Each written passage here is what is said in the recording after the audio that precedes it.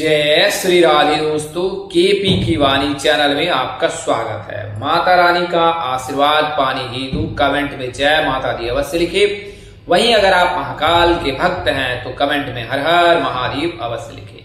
यकीन जानिए माता रानी संग महादेव की कृपा आप पर और आपके पूरे परिवार पर अवश्य बरसेंगे और आप 100 परिवार स्वस्थ एवं सुखी रहेंगे। साथ ही आपकी सभी मनोकामनाएं माता रानी कृपा से अवश्य ही पूर्ण हो जाएंगी। दोस्तों, आज के वीडियो में आपको वेस्टर्न एस्ट्रोलॉजी के हिसाब से गुरु के राशि परिवर्तन से 30 जून से लेकर 27 जुलाई तक जिन 5 भाग्यशाली राशि के जातक के विवाह के योग बनेंगे उसकी जानकारी दूंगा और इस दौरान इन 5 राशि के जातक के रिश्ते आने के, रिश्ते तय होने के, सगाई होने के, शादी होने के, नए वैवाहिक जीवन शुरुआत करने के, वंश वृद्धि के, सुख और सौभाग्य में वृद्धि के, करियर कारोबार में वृद्धि के योग बन रहे हैं उसकी जानकारी दूंगा। तो पूरी वीडियो के लिए हमारे साथ बने रहें और इस वीडियो में आपको उन जातकों को अवश्य लाभ प्राप्त होगा जिन्हें अपना जन्म वर्ष ज्ञात नहीं है, क्योंकि वेस्टर्न एस्ट्रोलॉजी वो सन साइन पर कार्य करता है। तो उसके आधार पर जिन जातकों को जो भारत में है, ऐसे जातक जिन्हें जन्म वर्ष ज्ञात नहीं, उनके माता पिताजी लिखना या स्मरण में रखना भूल गए हैं, उनके लिए बहुत ही फायदेमंद रहेगा। तो आप वीडियो में बने रहें। उससे पहले मैं आपको बता दूं कि अगर आप केपी की वाणी से संपर्क कर अपने विवाह के बारे में जानकारी प्राप्त करना चाहते हैं और यह जानकारी आप मौखिक जानकारी प्राप्त करना चाहते हैं या लिखित, तो आप संपर्क कर सकते हैं। हम लोग पिछले 7 वर्षों से जो है सेवारत हैं और अब तक 20,000 से अधिक जातकों का मार्ग प्रशस्त किया है और उन्हें कुंडली विश्लेषण कर यह जानकारी दी है कि किस प्रकार से उनका वैवाहिक जीवन रहेगा और कब तक शादी होगी।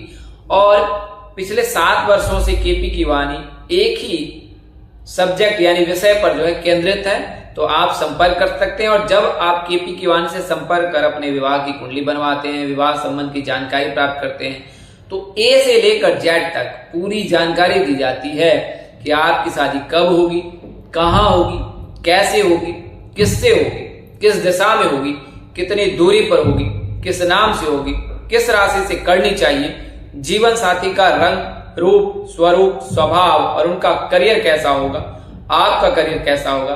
अगर आप प्रेम प्रसंग में हैं, प्रेम विवाह करना चाहते तो क्या प्रेम विवाह के योग हैं, माता पिता की सहमति मिलेगी। अगर आप अपने बच्चे का विवाह करना चाहते तो क्या बच्चा प्रेम विवाह करना चाहता है या फिर आपकी सहमति से विवाह करें।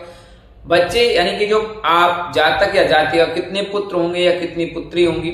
तो इसके अलावा महादशा, अंतरदशा, प्रथम भाव से लेकर द्वादश भाव में ग्रहों की स्थिति क्या है, कौन से ग्रहों की दृष्टि पड़ी हुई है और कौन से ग्रह जो है आपके लिए शुभ है, कौन से ग्रह जो है आपको संघर्ष दे सकते हैं, कुंडली में कौन कौन से योग बने हैं और उससे आपको क्या क्या लाभ मिल सकता है। इसके अलावा कुंडली में कौन से ग्रह अस्त हैं, वक्री चाल चल रहे हैं, मार्गी चाल चल रहे हैं, उनकी स्थिति क्या है। तो ये तमाम तरह की जो जानकारी अब आप केपी की वाणी से कुंडली बनवाकर या मौखिक जानकारी प्राप्त कर सकते हैं।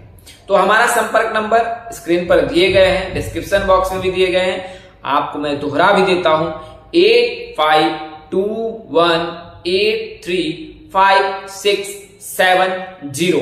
तो इस नंबर पर आप संपर्क कर अपने विवाह की कुंडली बनवा सकते हैं और यह सेवा सशुल्क है, जिसे आप मेहनताना कह सकते हैं। आइए वीडियो में आगे बढ़ते हैं। तो सबसे पहले मैं आपको बताता हूँ वेस्टर्न एस्ट्रोलॉजी होता क्या है और कैसे काम करता है। तो हमारे यहाँ वैदिक ज्योतिष के अनुसार से गणना की जाती है।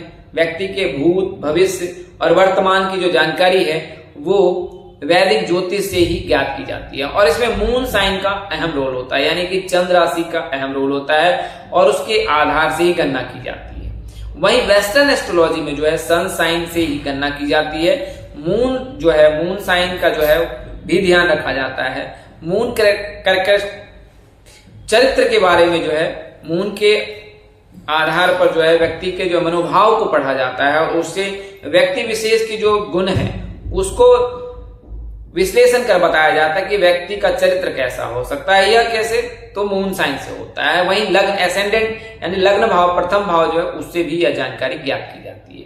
तो जो वेस्टर्न एस्ट्रोलॉजी होती है वो सन साइन पे काम करता है, अपने यहाँ जो है वैदिक ज्योतिष वो मून साइन पे काम करता है। लेकिन चार्ट लग्न का ही देखा जाता है, फिर चाहे वेस्टर्न हो या फिर अपने यहाँ का हो। लेकिन अपने यहाँ कई प्रकार के चार्ट हैं, जैसे लग्न चार्ट है, फिर चंद्र चार्ट है, फिर उसके बाद जो है चलित चार्ट है या फिर नवमांश है। तो 4 प्रकार की कुंडली अपने यहाँ देखी जाती है, जिसमें लग्न कुंडली है, चंद्र कुंडली है, नवमांश कुंडली और चलित कुंडली है। तो ये 4 प्रकार से जो वैदिक ज्योतिष में देखी जाती है। इसके अलावा केपी एस्ट्रोलॉजी के.एन. राव के हैं, सीवी रमन, बहुत सारे जो एस्ट्रोलॉजी पद्धति है उसके आधार पर भी यह जानकारी ज्ञात की जाती है। तो आप अपने हिसाब से ऐसे जातक जिन्हें यह ज्ञात नहीं है कि उनका जन्म वर्ष क्या है, तो जन्म वर्ष, नाम, जन्मदिन, जन्म समय, जन्म स्थान, ये 4 चीजें चाहिए होती है एक ज्योतिष को कुंडली बनाने हेतु। लेकिन कई ऐसे जातक हैं जिन्हें अपना जन्म वर्ष ज्ञात नहीं है। उन्हें ऐसा पता है कि सावन के महीने में जन्म हुआ है, अगस्त के महीने में जन्म हुआ है, 15 तारीख के दिन जन्म हुआ है या 21 तारीख के दिन जन्म हुआ है, इसके आगे मुझे कुछ पता ही नहीं। आपने कई ऐसे जातकों को देखा होगा, कई ऐसे जातक हैं जो मुझे भी संपर्क कर इसी प्रकार की जानकारी देते हैं कि पंडित जी 21 तारीख के दिन जन्म हुआ है, लेकिन मुझे जन्म वर्ष ज्ञात नहीं है, माता पिता ने याद नहीं रखा, ना कहीं लिख के रखा। तो ऐसी परिस्थिति में आप सन साइन का सहारा ले सकते हैं, यानी कि वेस्टर्न एस्ट्रोलॉजी को फॉलो कर सकते हैं। और जब आप वेस्टर्न एस्ट्रोलॉजी को फॉलो करते हैं तो आपको यह जानकारी मिल जाती है कि आपकी राशि क्या हो सकती है। हमारे यहाँ पर जो है, ये भारत में यहाँ पर जो है नाम से भी राशि रख लेते हैं, यानी कि अगर किसी का नाम अक्षर रॉ यानी कि आर से है तो वो खुद को समझ लेते हैं कि मेरी राशि तुला है। लेकिन अगर आपको जन्म वर्ष ज्ञात नहीं है तो फिर, और अगर आपको जन्मदिन पता है तो आप सन साइन का ही सहारा लें और इससे आपको अवश्य लाभ प्राप्त होगा। आप नाम के अक्षर से राशि की भविष्यवाणी ना देखें, इससे आपके जो है जानकारी जो है वो सत्य साबित नहीं हो सकती है। आप सन साइन या मून साइन दोनों में से किसी एक का जो है सहारा ले सकते हैं। तो आप सन साइन का, अगर आपको जन्म वर्ष ज्ञात नहीं है तो सन साइन, और अगर आपको तो सारा वेस्टर्न एस्ट्रोलॉजी से स्थान जुपिटर यानी कि गुरु की क्या स्थिति है और सन साइन यानी तो जुपिटर यानी कि गुरु जो, तो वो भी वर्तमान समय में जो है वो कर्क राशि में विराजमान है। अगर आप वैदिक पंचांग से देखें तो अभी मिथुन राशि में ही गुरु विराजमान है, लेकिन वेस्टर्न एस्ट्रोलॉजी एक स्टेप आगे है। वेस्टर्न एस्ट्रोलॉजी में वर्तमान समय में करंट जो सिचुएशन है उसमें गुरु जो है जुपिटर वो कर्क राशि में विराजमान है और इस राशि में 30 जून तक रहेंगे, 29 जून तक रहेंगे। और इसके अगले दिन यानी कि 30 जून को जो है जुपिटर अपना पोजीशन चेंज करेंगे, यानी अपनी चाल बदलेंगे, अपनी जगह बदलेंगे, अपनी स्थिति बदलेंगे और एक राशि से निकलकर दूसरी राशि में आएंगे। और ये अभी मार्गी चाल चल रहे हैं, यानी फॉरवर्ड है, यानी आगे बढ़ रहे हैं, तो आगे की राशि में ही प्रवेश करेंगे। तो यहाँ की जो गणना है उसके अनुसार से जो जुपिटर है वो सिंह राशि में 31 अक्टूबर को गोचर करेंगे, लेकिन वेस्टर्न एस्ट्रोलॉजी के हिसाब से जुपिटर जो है वो 30 जून को जो है वो गोचर कर जाएंगे लियो यानी कि सिंह राशि में। और लियो जो सिंह राशि में वो फिर अगले साल तक रहेंगे। लेकिन अपने यहाँ पर जो है वर्तमान में जो वैदिक ज्योतिष है उसके आधार पर जो है 2 जून को देवगुरु बृहस्पति मिथुन राशि में विराजमान होंगे और फिर 31 अक्टूबर को सिंह राशि में विराजमान होंगे। लेकिन अगर वेस्टर्न एस्ट्रोलॉजी को देखें तो वेस्टर्न एस्ट्रोलॉजी में वर्तमान में जुपिटर कर्क राशि में यानी कैंसर में है और 30 जून को जो है ये गोचर कर जाएंगे लियो यानी कि सिंह राशि में। और इस राशि में फिर ये 26 जुलाई तक रहेंगे, 26 जुलाई 2027 तक। और इसके अगले दिन यानी 27 जुलाई 2027 को जुपिटर लियो से निकलकर फिर वर्गो में आ जाएंगे। तो ये जो 1 साल और 27 दिन का समय रहेगा ये वेस्टर्न एस्ट्रोलॉजी को फॉलो करने वाले के लिए बहुत ही उत्तम रहेगा। अगर आप वेस्टर्न एस्ट्रोलॉजी को फॉलो कर रहे हैं तो आपके जो है विवाह के योग इन 1 साल 27 दिनों में बनेंगे। अब वो कौन कौन सी राशि है उसके बारे में बता देता हूं।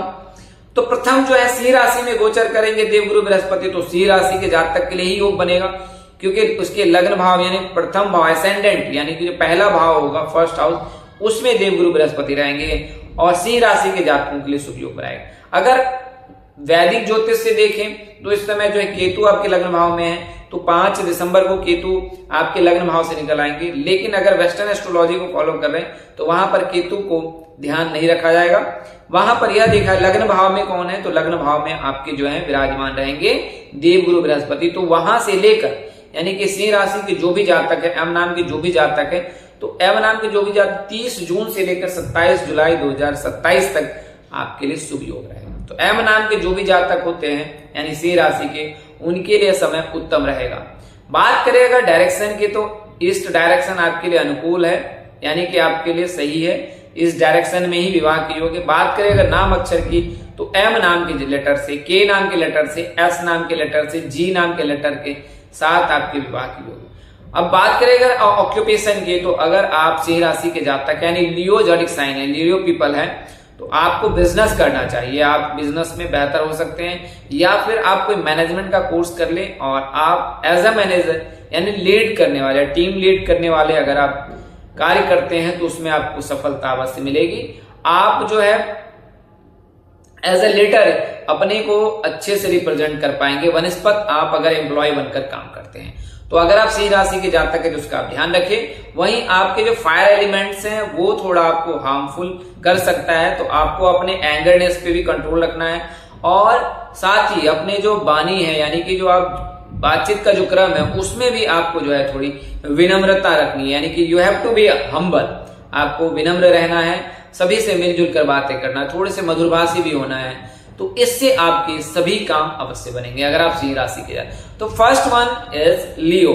लियो पीपल के लिए जो है वो एक साल 27 दिनों का समय उत्तम रहेगा। अब दूसरी राशि सेकंड वन है, जब देवगुरु बृहस्पति सिंह राशि में आएंगे यानी कि 30 जून को, तो फिर 11th हाउस को भी देखा जाएगा, क्योंकि उसके हिसाब से भी गणना की जाती है कि विवाह के योग बनेंगे। कई ज्योतिष जो बड़े एस्ट्रोलॉजर वो भी इस बात पर सहमत होते हैं कि जो 11th हाउस है, 9th हाउस है, 7th हाउस है, 5th हाउस है, इन सभी हाउस को देखा जाता है, और उन हाउस में अगर देवगुरु बृहस्पति दृष्टि पड़ती है, वहां पर वो उपस्थित होते हैं, तो विवाह के योग बनते। तो 11th हाउस यानी कि जो है लिब्रा, जब सिंह राशि में देवगुरु बृहस्पति आएंगे तो फिर लिब्रा यानी कि जो है तुला राशि के जो भी जातक है उनके लिए शुभ योग बनाएंगे कि आपके 11th हाउस को देखेंगे देवगुरु बृहस्पति। तो तुला राशि के जातक के लिए 30 जून से लेकर 27 जुलाई तक योग बनेंगे। हालांकि इसमें इस चीज का ध्यान रखिए कि आप वेस्टर्न एस्ट्रोलॉजी को फॉलो कर रहे हैं, ना कि वैदिक ज्योतिष को, यानी कि आपको अपना जन्म वर्ष ज्ञात नहीं और आप सन साइन के आधार पर यह जानकारी प्राप्त करें, तो फिर आपके लिए तुला राशि के जो भी जातक है यानी कि आर लेटर के जो भी होंगे उनके लिए शुभ समय रहेगा, ऑस्पिशियस टाइम रहेगा गेटिंग मैरिड के लिए। और जो डायरेक्शन है वो साउथ का डायरेक्शन उत्तम है, और इसके अलावा वेस्ट का डायरेक्शन भी उत्तम है। इन दोनों दिशाओं में योग रहते हैं। एस नाम के जातक, जी नाम के जातक, एम नाम के जातक के साथ इनके लिए कंपेटेबिलिटी बहुत अच्छी रहती है। अगर विवाह की बात करें, टू गेटिंग मैरिड अगर बात करें, इनके मैरिटल लाइफ की बात करें यानी कि मैरिड लाइफ की बात करें, तो इनके लिए जो है एस जी एम नाम के जो है यहाँ तक उनके लिए उत्तम होते हैं। तुला राशि यानी कि जो लिब्रा पीपल है उन पर सैटर्न की विशेष कृपा ब्लेसिंग रहती है, यानी कि शनिदेव की विशेष कृपा उन पर बरसती है। तो आप किसी भी सेक्टर में जो है अगर आप कठिन मेहनत करेंगे तो सफलता पाएंगे। आपको किसी विशेष विषय के लिए प्रयास करने की आवश्यकता है। आपको जिसमें भी रुचि हो, जिस कार्य में आपकी रुचि हो, जो कार्य करना चाहते हैं उस क्षेत्र में अगर आप करें तो आपको अवश्य सफलता मिलेगी, अन्य जातकों से पहले ही मिल जाएगी। अब अगर आप गवर्नमेंट जॉब में ट्राई कर रहे हैं, आईटी सेक्टर में ट्राई कर रहे हैं, या कुछ डिजाइन करने में ट्राई कर रहे हैं, एआई से रिलेटेड कोई कुछ पढ़ना चाहते हैं, तो भी आपके लिए उत्तम है, यानी कि आप किसी भी फील्ड में बेहतर कर सकते हैं। Even if you want to a businessman you can be tried, आप उसको भी ट्राई कर सकते हैं अगर आप बिजनेस सेक्टर में ट्राई करना चाहते हैं। तो second one is the Libra people, वो getting married between 30 June to 27 July. This will be auspicious time for also Libra people. Third one is अब 9th हाउस को हम देखेंगे, तो third one is Sagittarius people. अगर आप Sagittarius people यानी धनु राशि के जातक हैं तो वो समय आपके लिए ऑस्पिशियस रहेगा, यानी 30 June to 27 July auspicious time रहेगा। अगर आप वेस्टर्न एस्ट्रोलॉजी को फॉलो करें, वेस्टर्न एस्ट्रोलॉजी के अकॉर्डिंग अगर आप गणना करते हैं तो आपके लिए वह समय बहुत ही उत्तम रहेगा। अगर आप सैजिटेरियस पीपल है तो आपके लिए जो डायरेक्शन है वो नॉर्थ और ईस्ट का है। अगर आप सैजिटेरियस पीपल है तो आपके लिए जो विवाह की दिशा है वो नॉर्थ ईस्ट उत्तम है। बात करें अगर किस राशि से, किस जॉडिक साइन से, which zodiac sign which will be comfortable for you, और किसके साथ आपकी कंपेटेबिलिटी अच्छी बनेगी, तो फर्स्ट वन है अराइज, यानी कि मेष राशि के जातक के साथ आपके लिए शुभ समय सहयोग बनेगा। लेकिन चूंकि आप भी फायर एलिमेंट्स के हैं, मेष राशि वाले भी जो है फायर एलिमेंट्स के हैं, तो आप मैच कर सकते हो, आप अपनी कुंडली मैच कर सकते हो, नाम से भी मैच कर सकते हो, उससे भी यह ज्ञात कर सकते हो। यू कैन गेट इट की ये जो है कंपेटेबिलिटी कैसी रहेगी। इसके अलावा जो है आप मीन राशि यानी पाइसेस पीपल से, पाइसेस जो होते हैं उसका अगर आपको पार्टनर मिले तो आपके लिए उत्तम रहेगा। इसके अलावा स्कॉर्पियो भी है, वृश्चिक राशि के जो जातक होते हैं उनके साथ भी आपकी कंपेटेबिलिटी अच्छी बैठ सकती है, बिकॉज अब दे आर वाटर एलिमेंट्स, वो जल तत्व के होते हैं। तो धनु राशि के अब जो है ये तो इनके भाग्य भाव को देख रहे हैं 9th हाउस के। अब जो सबसे ऑस्पिशियस सबके लिए सबसे बेहतर किसके लिए रहेगा, तो 4th one is first one जिसे हम पहले स्थान पर रख सकते हैं, वो है एक्वेरियस पीपल यानी कि कुंभ राशि। कुंभ राशि के जो भी जातक हैं, अगर आप वेस्टर्न एस्ट्रोलॉजी को फॉलो करते हैं तो यह समय आपके लिए उत्तम रहेगा। 30 जून से लेकर 27 जुलाई, 30 June to 27 July 2027 between them, इस बीच में जो है यू विल गेट मैरिड, आपकी शादी अवश्य हो जाएगी, क्योंकि आपके 7th हाउस को जो है देव गुरु बृहस्पति यानी कि जुपिटर जो है आपके 7th हाउस को देखेंगे, और इस भाव में जब जुपिटर रहते हैं तो विवाह के 100% योग बनाते हैं। तो फर्स्ट वन लियो एंड जो सेकंड वन जो मोस्ट जो जोडिक साइन है जिनके विवाह के प्रबल योग हैं, तो वो है कुंभ राशि यानी कि एक्वेरियस पीपल।